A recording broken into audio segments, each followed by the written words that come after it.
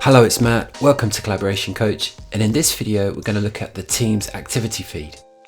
By the way, this video is taken from our new Microsoft Teams training course, so if you like this video and you want more training, you'll find a link to the course in the description where I will tell you all about it.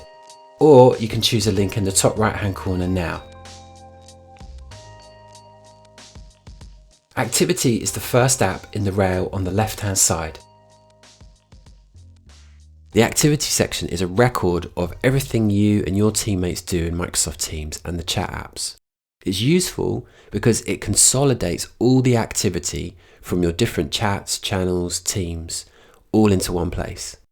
It means that when you're looking for that thing you said or someone said to you, or a file that was shared or that time that you were mentioned, it's all there recorded in the activity app.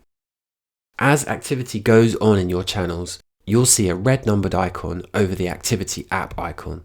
This is to notify you that things are happening that you haven't seen. If you click on the activity icon, you'll see your feed and the red alert indicator will disappear. The feed is the list of all the activity going on in your channels. You'll see entries here from all the people that you interact with in Teams. If they liked a post you made, if they replied to something you said or app mentioned you, you'll see it here. In the feed, you'll see who the activity is linked to, what type of activity it was, and where it happened. In some cases, you'll see a little preview of the message as well. You can see a little icon in each entry that shows the type of activity it was. For example, a thumb is a reaction, an arrow pointing left is a reply.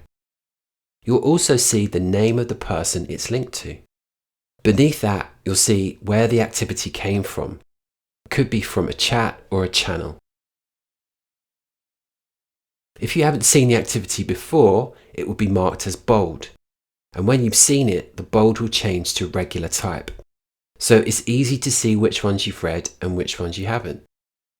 When you click on the activity in the feed, the right-hand pane will show you the activity in the place where it happened. It highlights the activity in yellow, so it draws my attention and it's easy to find. If I've seen the activity before, but want to flag it, perhaps for some future action or reference, I can mark it as unread again. To do this, I choose the ellipsis to the right and then choose Mark as Unread, and this will change it to bold type again. Thanks so much for watching. That's all you need to know about the activity feed in Microsoft Teams. This video is taken from our Teams training course, and if you want to know more about that, you'll find a link to the course in the description. See you next time.